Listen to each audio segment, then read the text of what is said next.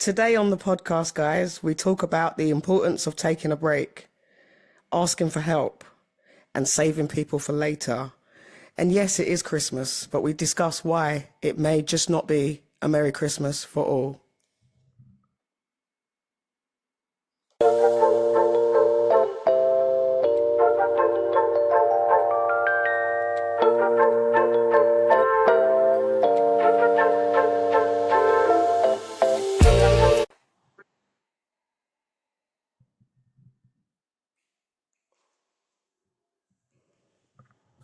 Welcome, guys. I'm back.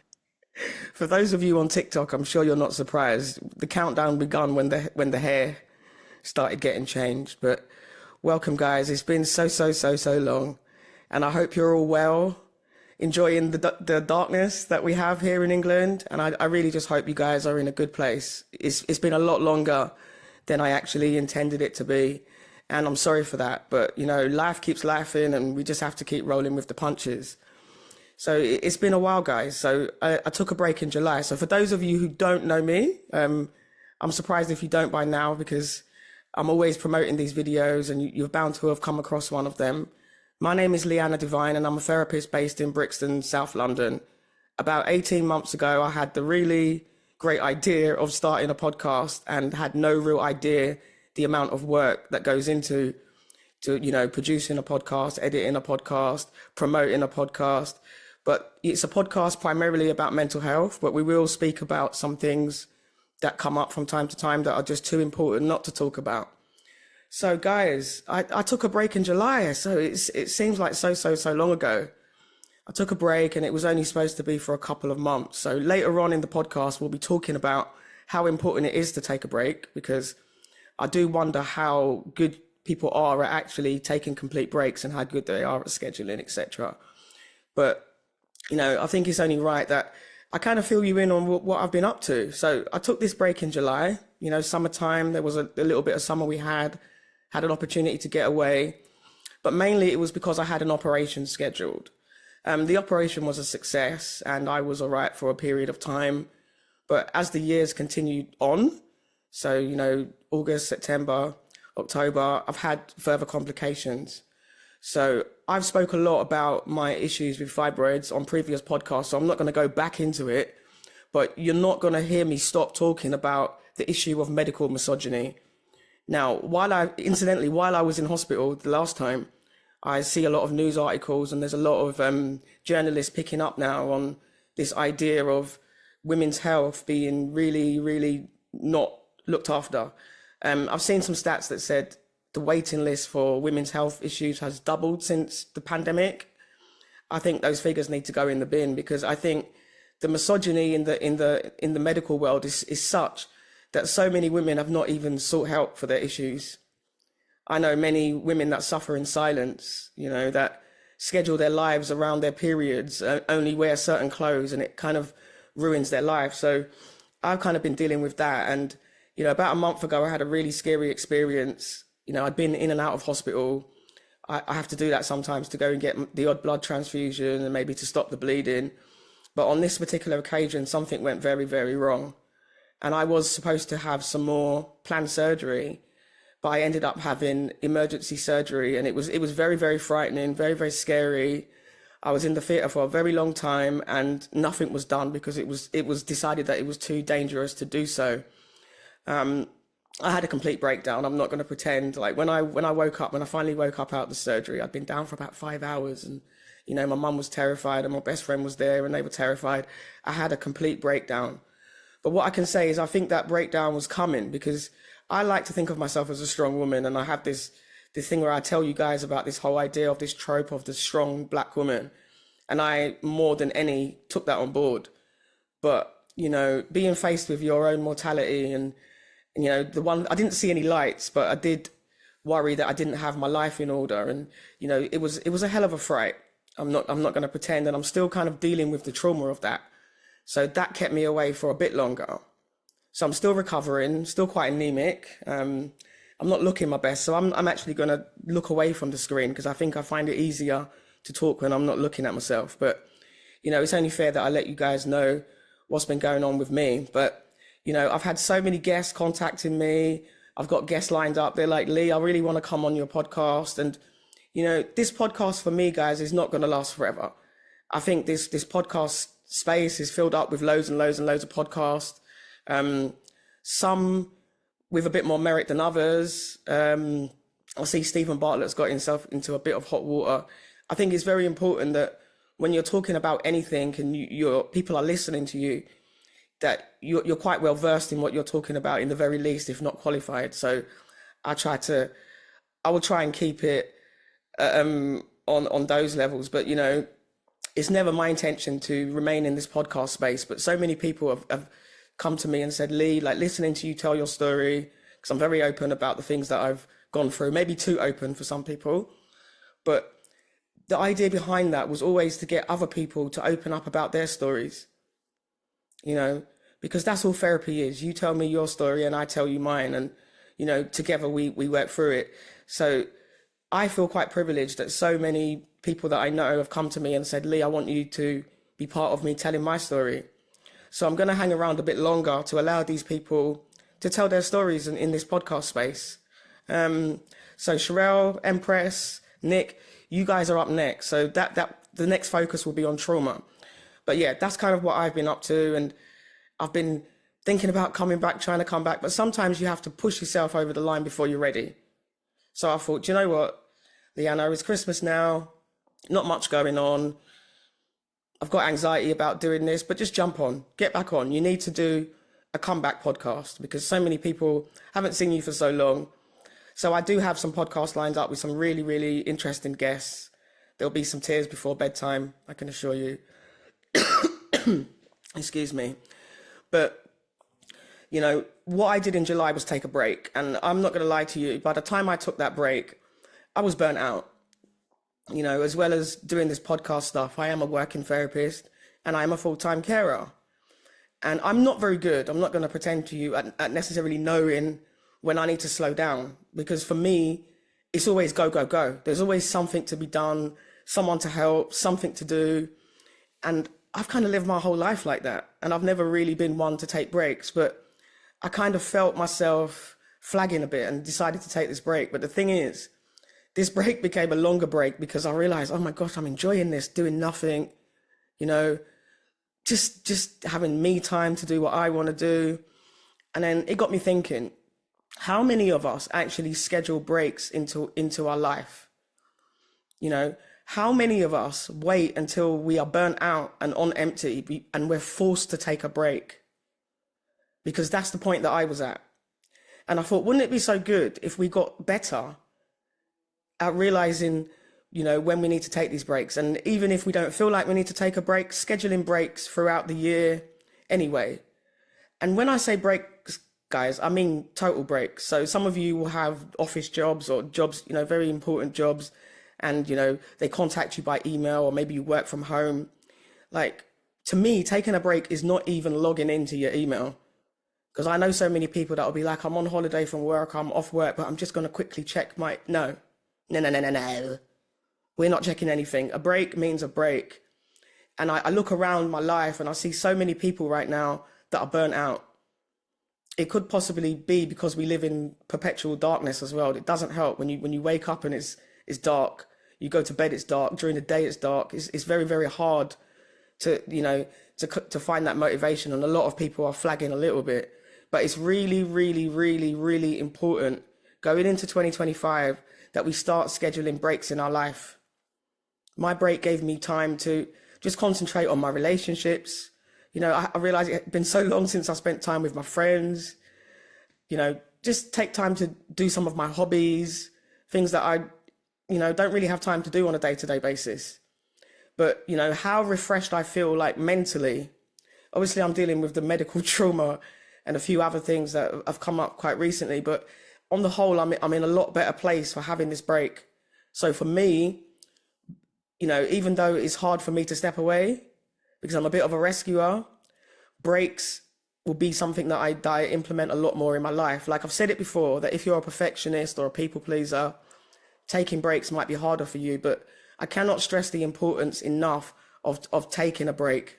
All right. So not waiting for yourself to be on empty, scheduling these breaks in and taking complete breaks. Thank me later for that, because yeah, life is hard enough, and I'm not quite sure what 2024 has been. Now that we're coming to the end of it, I'm like, it's been a bit of a shit show. What has actually happened this year? It seems a bit gloomy. But something else that came up for me throughout this period where I've been kind of struggling and dealing with my health and trying to spin a lot of plates. I'm someone that's continuously spinning plates. And when I'm in a good place, the plates get spun. The plates don't smash. The plates are spinning. My hair's grey, but everything's moving along nicely. But I've noticed more and more over the last few years, and I think it's since I've kind of entered therapy and had a lot of therapy, realizing the blind spot in myself, like that I really, really, really struggle to ask for help. Now, I have a full extended family and I have a lot of very good friends. I know a lot of people as well, which is something that I might say. Knowing a lot of people is not the same as having a lot of friends. But I know logically in my mind that I have very many people that I could ask for help. Okay, how many people do you have that you can ask for help? Are you imagining these people? But how many of us actually ask for help? Why don't we ask for help? And I found myself sitting down thinking about that a lot. And like I said, I've got this whole thing of being a strong woman, but I also think it's a thing of trust as well. Obviously, you don't want to feel a burden and you don't want to be vulnerable. But I do think with feeling vulnerable, with vulnerability a lot, there tends to be a lot of trust involved anyway. So I find it hard to actually say the words, I need help.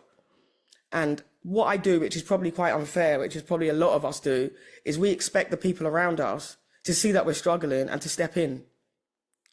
But what we have to remember is that people themselves have got so much things going on that unless you do state the obvious sometimes, people do not know that you're struggling. And if you're someone that is strong and presents strong, that help is not necessarily going to be made readily available because people think that you don't need help. So I say the responsibility is on you to ask for help. Because like I said, I had a complete breakdown. I had a complete breakdown and I realized that I've been being a martyr. Why am I being a martyr? I have a family that love me. I have friends that love me, but yet I'm not asking for help. And this time around, it was a lot different. I got a lot of help. I got some help with the care with my uncle. I had a friend come round and, clean for me. I had, visitors. I had loads of phone calls, people checking in because they finally realized that even though physically I was on the mend, mentally I'd been really quiet. I'd really struggled. I mean, I put up a lot of statuses and I think that makes people believe that I'm quite there.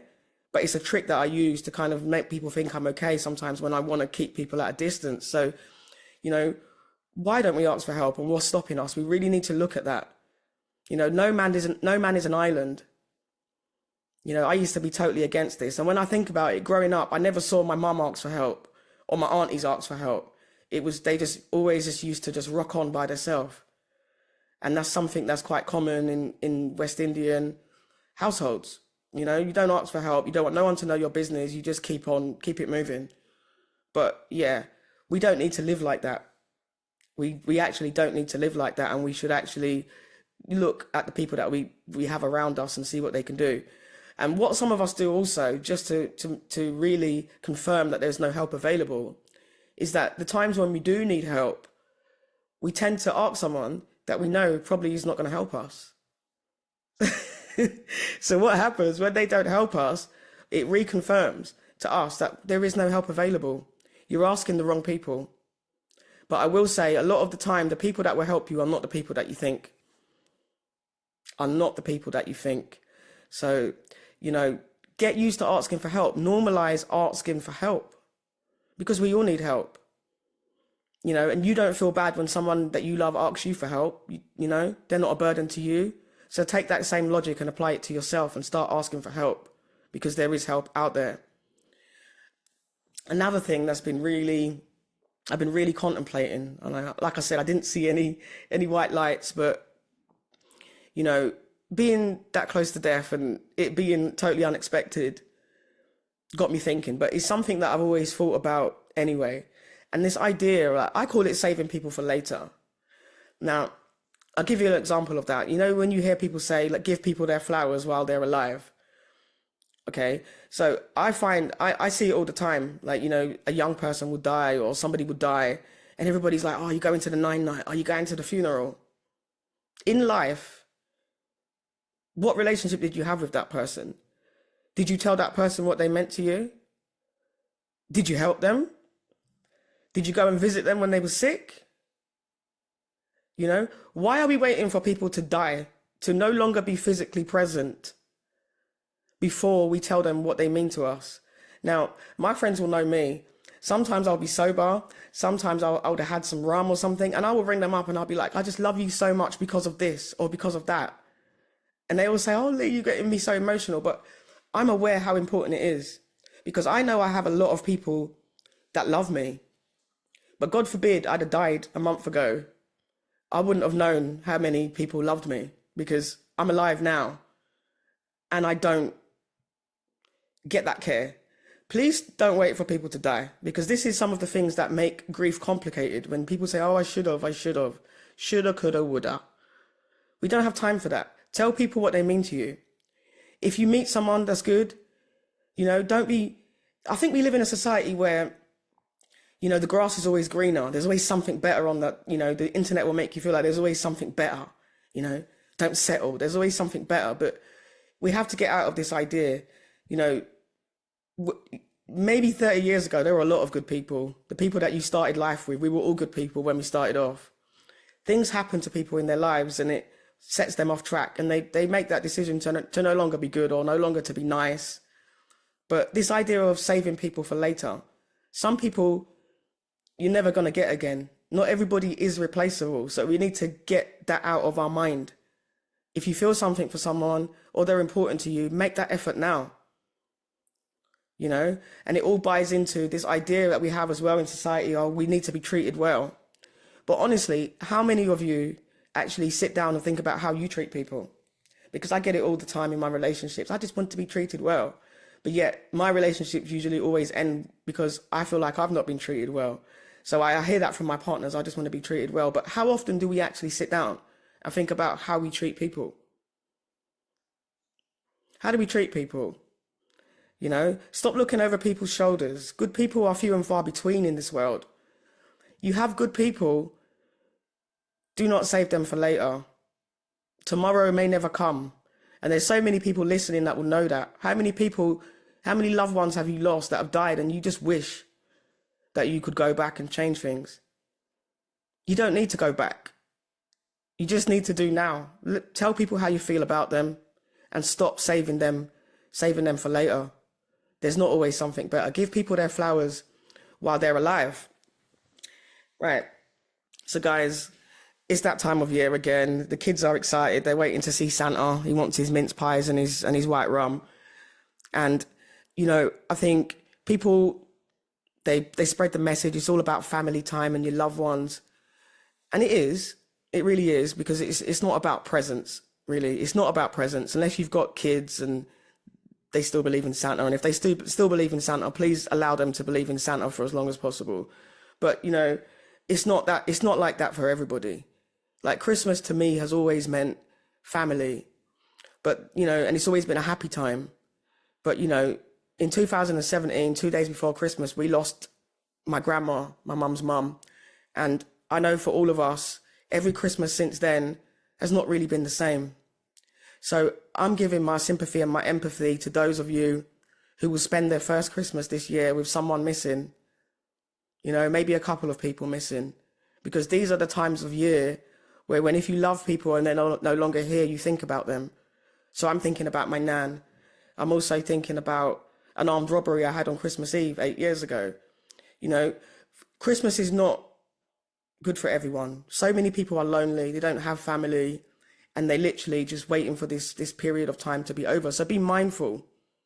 If you have, elderly neighbors or neighbors that live alone and don't have much family, extend that Christmas spirit, give them a box of biscuits, wish them a happy Christmas, something, anything small. Give them a mince pie or an extra wave and a Merry Christmas, because some people are really, really feeling it. And if it is that first year that you've lost someone, my heart really goes out to you, because you'll be seeing all of this Christmas stuff and you'll just be thinking about your loved one. You know, people deal with it differently, whether you're still going to set a place at the table, you know, but take some time during that day to remember your loved one or loved ones. Because, you know, even though we can't see them, the love that we had never goes away. So they're there in spirit, even if they're not there in presence. So, you know, just be mindful when you're celebrating a Christmas and talking about what you're doing, that not everybody has the same experience, you know. So I don't mind Christmas. I take it for what it is. I don't really go mad with it, you know, make a bit of a fuss for the kids, but even the kids in my family are grown up now. But, you know, just be mindful that it's not a happy time of year for everybody, you know. So yeah, I hope I'm not being too much of a Debbie Downer on that. But, you know, enjoy your Christmas, make the most of it, you know, if you can. And if you do have family and loved ones, think yourself lucky, because not everybody does. All right. So, yeah. So I don't want this podcast to be too long because it's just introductory. But as it's going out over Christmas and New Year, I just want to kind of encourage us to start reflecting. You know, I think we're all too old for New Year's resolutions that we never keep. You know, I did a podcast on goals and growth and gratitude last year, and I don't know if people were quite ready for it. It got about 30 views, and it's like, you know, taking the time to think about what we're grateful for, because believe me, we have a lot more things to be grateful for than we have to moan about. So, you know, for those of you that did listen, practicing gratitude is great. All right. Practicing gratitude is wonderful. But when we're reflecting, we need to reflect on the good things and bad things. You know, so for me personally, my reflections are, if you'd have asked me 2 months ago, they probably would have been something I couldn't repeat. It probably would have been something ungrateful. But having gone through the experience I did in the last, you know, 6 weeks or so, I'm really grateful to be alive, first and foremost. I'm grateful to all my family and friends that got me through this distressing experience. I'm grateful for life. I'm grateful for the small things. I'm grateful for the fact that I have food in my fridge I can put on my heating. You know, I'm grateful for all the many, many friends, you know, all of the love I have. Okay. But it's also about reflecting, and we got to get real honest with our reflections, you know. So this time last year I was reflecting, and I'm coming up with the fact that I'm still a bit of a people pleaser. And looking back at this year, I'm reflecting that, yeah, it's still the same. So I've put it on my TikTok quite a lot, and I do say it a lot, but we really need to start looking at the role we play in our own suffering when we're reflecting. We got to stop blaming other people for the situations that we allow. Okay? So, you know, I'm never going to be annoyed at another person for breaking my heart or hurting my feelings or disrespecting me or, you know, putting me in a situation where I don't feel valued, because I put myself in that situation because I allowed it. So it's about reflecting. I'm grateful, but I'm also reflecting on the role that I play in my own suffering. You know, how many of you guys do that? What is the role you play in your own suffering? Because for different people, it's different things. Some of us are rescuing, some of us are codependent. There's all different things that how we're contributing to this. We're turning a blind eye. We're ignoring red flags. What role are we playing in our own suffering? You know, and setting goals. You know, I was really good with it at the beginning of the year, but, you know, you get distracted, you fall off.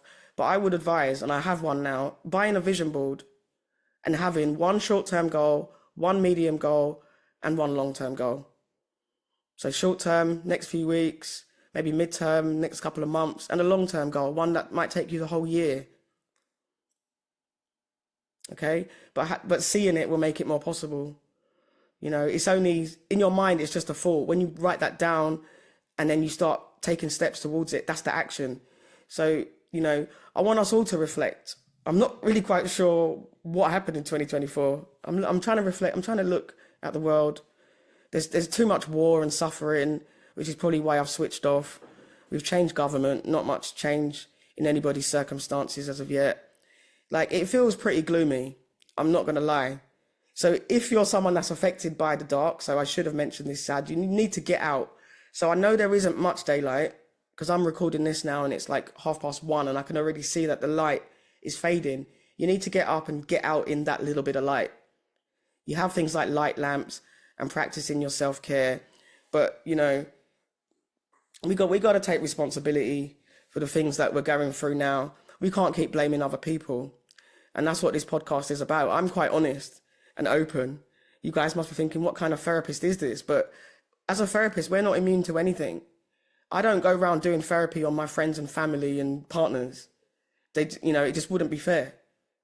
So I fall into the same traps. I ignore red flags. I put myself in situations where I haven't felt valued and, not been loved openly. Things that are my deal breakers that I've put to the side, but I've put those to the side. So I can't be blaming anybody else. But that's just me. What are you lot out here blaming people for that you actually need to take responsibility for? In 2025, we're not going around blaming anybody for anything. We need to look at how we contribute to our own downfall and start taking responsibility. So it's really not rocket science. So, I'm glad to be back. Like, it's difficult sitting in front of the camera. I did say I wasn't going to look at it, but it's hard not to look at it. I can see some shine in here. It's a lot. I'm not necessarily looking my best, maybe not even sounding my best. But like I said, sometimes you have to do things before you're ready to do it, because that fear will stop you from doing it. And fear is not stopping me from doing anything anymore, because I don't fear anything anymore. Once you get to the point where you're almost a goner, you look at life in a different way. So remember that your health is your wealth as well. So I've been off work now for a good 2 months, and I may be off for a few more months because I still have more surgery and things to come. I'm not out of the woods yet, all of this surgery, and they didn't do anything other than nearly kill me. So I still have a long road to go. And it may be that there may be more breaks that need to come in this podcast, but oh well, it's what happens. So I just want to let you guys know what's coming up. I'm really going to focus on trauma now. So you guys have had all the boundaries, all of the stuff that I was interested in introducing you to, but now we're going to step it up. Like, I'm really interested in ordinary people's stories of trauma, and not just trauma, but how they overcome it. Because I think that's where the learning and the healing, and it can help everybody, because we all go through things. But, hearing somebody that you can relate to go through something and come out the other side, it makes you believe that whatever you're going through, you can come out the other side. So I'm really going to focus on trauma. Miss Johansson, I believe you'll be up next. So we'll be arranging that. Empress Lee, we're going to get together and put the world to rights. Women in prison, watch out. Frankie Gibbo, girl, I'm going to give you the mic. So for all the people that are waiting, Nick, Fee, I haven't forgotten about you guys. We're still going to do what we meant to do, but we had to put it aside. So don't ever feel bad if you have to put things to the side, because I was panicking. I was like, oh my gosh, I said I'm going to come back to this podcast in September. I've got all of these. Leanna, shut up. Take a break. Wait. Even my guest was saying to me, Lee, I'm not even going to talk to you until you're better. I had one of the guests say that to me, like, Lee, I want to come on your podcast and I want to tell my story and I want to speak to your listeners. But have a guess what, love? I am not coming on this podcast until you're better. So forget about me, forget about the podcast, and come back when you're ready. So guys, I'm ready. I'm back. So, I hope it wasn't too long or too boring. But we are going to continue with this. So for those of you that celebrate, Merry Christmas, Happy Kwanzaa, to those of you that celebrate that. For people that don't celebrate anything, just enjoy the time off. But be mindful that not everybody has the same experience. So Christmas is not always a happy time. So with that, guys, it's good to be back. And I'll see you next time on the Alphabet Podcast. Happy New Year.